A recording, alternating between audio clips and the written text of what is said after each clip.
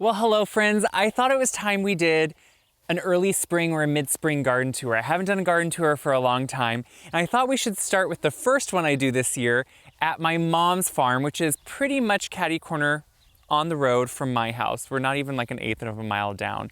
And I work between both my yard and garden and my mom's yard and garden. Obviously my mom works in her garden too, but I've really planned a lot of the spaces and put a lot of the things in after growing up with her and knowing what she loves, and her allowing me to take the reins when things wanted to be changed and needed to be changed. And so it's really exciting for me to really see this garden now, 5 to 7 years after a lot of changes have been made, grow into itself and start to really fill in how I hoped it could. And so I'm really excited actually to take you through it today, a few parts of it, and go through what I think is working really well. Maybe even talk about some spaces that I want to add to, change, make additions to, which is usually how it goes. You know, walking around a garden just creates dreams to me. It creates inspiration, it creates dreams, no matter whether it's someone else's garden, my garden, whoever's it is. I continually am inspired and dream about it. So let's walk through the garden. Let's start with a beautiful perennial bed. It's one of my favorite fixtures. So we are starting down along a limestone wall that you actually can't see right now because it's being covered up by so many perennials. But this is a low wall I had put in about 7 years ago. And we used to, back in the day, have an old fence here, and it was just getting to the point where the fence wasn't working and it was breaking up the yard too much. The space above here in the yard and below now in what is the orchard, the fence just kind of completely separated them. I always felt like the fence seemed like an end point in the yard, and while we have big yards and big open spaces here in Iowa where we live, I still think you wanted an expanse to feel ongoing and feel a way that you could keep stepping into different parts of the yard. So removing that fence and putting in, right there you see a little bit of the stone behind me, of that limestone, really has a great transition now between the orchard and kind of a more manicured lawn. I'll try and show you those two differences. We're on the lower side of the limestone wall, and it is full of a kind of cottage style perennial bed, but it has repeating elements that make it feel cohesive overall. So we have lots of herbaceous peonies, we have lots of Ito peonies, and actually the first herbaceous peony I believe is opening up. Here it is. These are the first ones of the season, so I'm actually super excited about these. Whenever the peonies start, you know it's kind of the beginning of summer. I feel like the end of spring, and it's time to really start enjoying some of the best blooms that's going to have to offer. So we have lots of peonies, and lots of these are family peonies that we've had in other areas or at great grandma's farm, which would have been my mom's grandma. I have lots of caradonna salvia in here. I have boxwood for just some year-round structure, garden phlox. I have allium. I think these are the Globe Master variety. I have fern leaf peonies, of course hardy geranium, which I love this because it's so simple, and look at just the gorgeous speckle of blooms it's going to have. You know, a lot of times I gravitate towards purples in a garden because they seem to meld so well with the greens, like this salvia, that caradonna salvia does, and the different styles of allium. They're in different shades of purple, which I really like. But I have kind of crept in here some different ones. So this is a newer one I planted a year or two ago, the Baptisia in a yellow variety, which I love the yellow. It's a bright pop of color. What's great about Baptisia, even after it blooms, it gets beautiful big seed heads on it, and the foliage and leaves themselves are fun to use in arrangements. Later on, in about late June or July, we're gonna have lots of lily in the back of the bed that pop really high and give you some great structure and flowers. The ornamental turkey rhubarb gives you such fun foliage, and if you look at the back of these leaves, look at that veining, and they'll get even more bronze as the year goes on. I love that.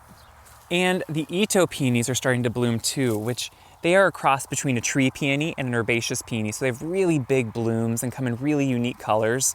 And the Schubertii allium are going to bloom soon too. And if you haven't seen a Schubertii allium, I'll have to show when these actually bloom full, because they are these massive starburst style blooms that are just kind of unworldly and so fun to look at. This bed has two distinct sides because it has a entry right here down into the orchard, which is behind me. So if you look behind me, the sight line gives you all the way down to this big cast iron column that I had put in just as more of a statue piece. It's over 12 feet tall, very heavy. I have a cement footing that it was put into, that my stepdad put in, because it just really cements this beautiful orchard around it. And eventually these trees obviously will be big enough that they'll start encasing around it, and you'll just get a glimpse of it down the middle. And that's what I'm really excited about. And then on the other side of those entry columns are mostly the same perennials, but you do have elements of some of my mom's favorites. So poppies, she always had poppies in an old flower bed that we moved when the fence was taken out. And so we now have some of those poppies in here so she can still enjoy them. You know, a garden needs to reflect the person who lives there and how much they enjoy things. So I made sure to add the things that I knew she loved. And how can you not love a poppy? Look at that beautiful, delicate flower. I really should cut some of those to take them in. We have another Ito peony here that is just about, oh, look at that. So gorgeous. And there's a mixture of things. There's even some lupine. Usually lupine doesn't do the best, but this one has been here for a few years and gets bigger every year. So I'm never gonna move it or touch it because I just want it to do well. On the rhubarb, the ornamental rhubarb, the one fun thing about it is it blooms such a unique, look at this bloom. It is almost tropical in nature and it's just really unique. And again, the underside of the ornamental rhubarb, so fun to see that bronzy color. So like I said, this bed just full of a lot of cutting flowers that you can use, lots of peonies.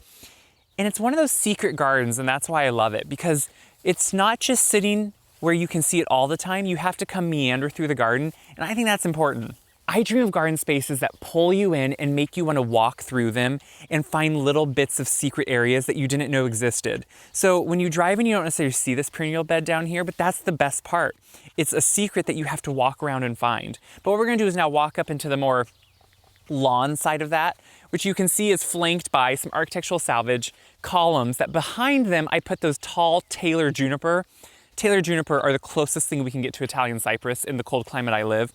And they have that structure of taking that column and mimicking it going even further up, which I really love. So on the other side of the wall, this is what you see. It's a big hedge of green mountain boxwood. They're more upright. They have a nice dark green glossy leaf. And they do really well here. I mean, they do really well during the winter. These have never even gotten winter burn on them here, and they're pretty exposed. So we're pretty lucky that we have this variety to do well. Up on this side, it's obviously more just yard. And this is where when my nieces and nephew come and family comes, there's spaces to play in the yard if you want to. You can set up different games. And so it gives you a space to be able to do that. It does have 3 repeating beds down the middle of it with some old cast iron urns that I always plant some of that agave americana I have. And I underplant them with the heliochrysum that I really love, the silver mist. It just does pretty well drought tolerant wise. There's lots of perennial allium in this bed that will bloom later on in the summer. And then just some boxwood to give it overall year-round interest. And there are 3 of these beds total that mimic each other going all the way down the line until you get to those columns. And on each side of that, I've planted a very small alley of sorts of celebration maples. So that's the trees you see here. There's 4 on each side of this yard that eventually are very upright, but will give us some overall shade in here and just kind of create this nice cozy area going down to the orchard. But we can actually quick pop into her vegetable garden too, because it's looking pretty good over here. And so we can go through here and step right into her vegetable garden. And I've talked often that I actually really like her vegetable garden better than mine.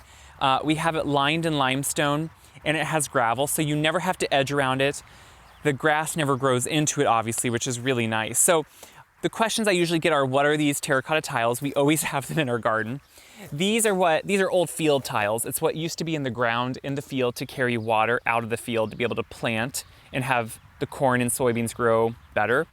Now we use them to protect our plants in the garden when they're young, just so the wind doesn't take them.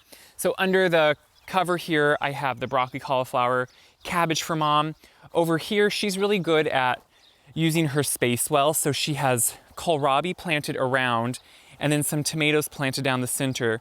And so by the time the tomatoes get big enough and cages go on, the kohlrabi will be ready to harvest.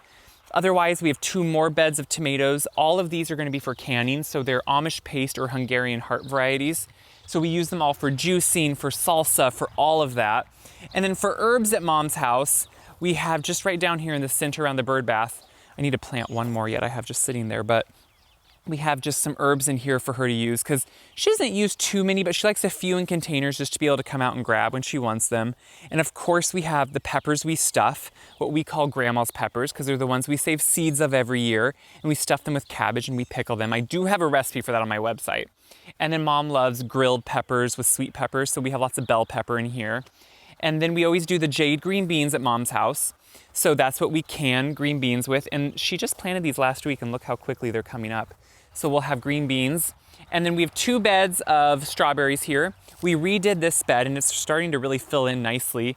This one is obviously full. They're fully in bloom and they're just starting to set their fruit. So you can see they're gonna be really plentiful really soon. So usually in about June, I'll start harvesting with Mom and we'll freeze most of them just whole, other than what we eat fresh, and just use them then in different things during the rest of the year. So coming away from Mom's vegetable garden, if you look across this lawn, I'm gonna show you just something that I'm scheming and dreaming of, most likely for next year, but it's starting to take shape because I'm taking sod out this year. So this has been something I'm slowly working on. I'm not gonna plant any plants in it per se this year, but I cleared away a whole bunch of sod. It started with a way to cover these electrical boxes, obviously, from the road. So I have a big fringe tree planted here that will get big enough. But then you can see I made a big curve in the sod, and I haven't removed all of it yet. So I'm gonna cover all this with mulch just for the year, and then next year I'll probably plant everything in it. But it has a gracious curve that will come back and curve back into that boxwood hedge. And this is gonna be planted with perennials that we can see more from Mom's house and that she can enjoy maybe more on a day-to-day level. It'll be drought tolerant mix and easy ones to take care of, but this yard has always felt unfinished to me. And so this space here, I'm kind of excited that next year, I'm slowly in my mind trying to process what I'll plant in this space. But obviously it's gonna hide these things, so it's kind of a tough area and it'll be fun to kind of show you guys. And then it will just have a lot of mixture of color up here. We're now gonna make our way across the driveway, kind of more the front yard, which is really pretty actually. I really like what we have planted in front. And as I'm doing that, you can see these 3 repeating areas I was talking about behind me with the urns. But as we come across the driveway, we come up more to the house area. So these are the areas that we're around more. Mom's on her front porch a lot. She enjoys some of the things up here a lot, and going into her backyard then too, where she makes fires and sits outside a lot with my stepdad, and when family's over, it's kind of where we gather. So Mom's front yard, obviously she's a big, deep, what I feel like is a classic Midwestern front porch that we sat on honestly every night growing up. And in front of it, I have a mix of the all gold Japanese forest grass, which does so well up here. It gets some nice late afternoon sun, if bright light, if nothing else. And it just really gets big every year. And then it's intermixed with bobo hydrangea. So you know it gets a nice amount of sun because these all are full of blooms in July. And then behind it, we have green velvet boxwood and green mountain boxwood. And that mixture gives you interest. So in the winter, there's always something green here because both the hydrangea and the grass will go dormant. And then I always have 2 urns that I plant with caladiums, heliochrysum, and some bridal veil that will drape over the top. And the caladiums really become showy.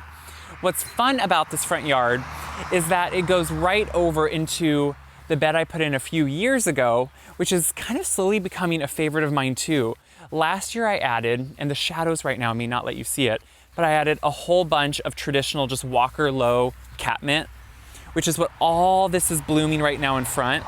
So if you look here just all across the front, you're now getting these beautiful spikes of purple flowers. That's the catmint. And then behind it, you have a mix of Sun King Aurelia that eventually will get 3 to 4 foot tall. You have firelight hydrangeas. You have more of that ornamental rhubarb, and you see how it's peeking out, that beautiful bronzy undertone. I also have some Amsonia. Amsonia I grow more because in the fall, this is so gorgeous. I think this is the Arctic Blue variety, if I remember right. You get this fun flower on it now, and in the fall, the color this gets is this golden, gorgeous yellow color. It's really fun. And then we have lots of Culver's root here, which finally, it takes a few years to get going, but Culver's root, once it really starts, you can see it's starting to get a much bushier base to it, and eventually it will spread and kind of naturalize a little bit more in this area, which is what I want. I, of course, have an urn here in the middle that I just planted 2 days ago with a big blue agave in it, some lemon coral sedum, some heliochrysum on either side. And it's just kind of a showpiece that you see from all parts of the yard. Right up here is where we don't have the cushions on the furniture yet, but where we'll sit and have fires oftentimes, especially when my sister comes in the summer with her family. We're always out here. I have a 3-flower maple here that is really starting to settle in and really start growing. It's not a massive tree, but it will just give a nice size here eventually, kind of right beside this patio. On the arbor beside that patio, we have, of course, Sweet Autumn Clematis. Easiest clematis ever. It blooms late summer with those tiny white flowers that are prolific. The one thing about Sweet Autumn Clematis, just to tell you, it's wonderful. it will grow no matter what. It will start setting seeds at different places, and you'll have little clematis coming up every so often, which you can move and put where you want. So it's either a good thing or a bad thing, depending. But I hope you enjoyed the tour. I hope you kind of maybe gained some ideas, some inspiration. It's one of those things where my gardening thoughts, my gardening philosophy, it changes every year. It slowly evolves, just like the garden does. And I change with the times for what I'm feeling. So, you know, we're slowly going more and adapting to eco-friendly plants that can be drought tolerant, take care of themselves, perennials that just need to be cut down this spring and can compost back into the ground. And all those things make gardening not only easier and more enjoyable, but overall benefit your soil, help pollinators, and can just really, really be beautiful. So slowly, that's what I've been gaining more of, are some of those spots that are even more easy to take care of. And that's what we're doing for Mom too. As she stays here in this house, she wants to be able to enjoy all these flower beds and not have to maintain them every single day and just be able to more enjoy them. And so that's what we've been trying to do. So I hope you gained some of that. I hope you can see how much joy it brings me, and I hope it brings you. Share this video around if you enjoyed it, and if you didn't enjoy it, share it around because someone else may enjoy it and may gain something from it too. Check my website, wyseguide.com. If you want to know why we grow such big gardens, my website shows all the recipes we use them in. And as always, if you're new to gardening, if you're a novice at gardening, or if you are a seasoned gardener, get out there, find something that excites you, and let's get back to gardening because it's always going to bring you joy in the end.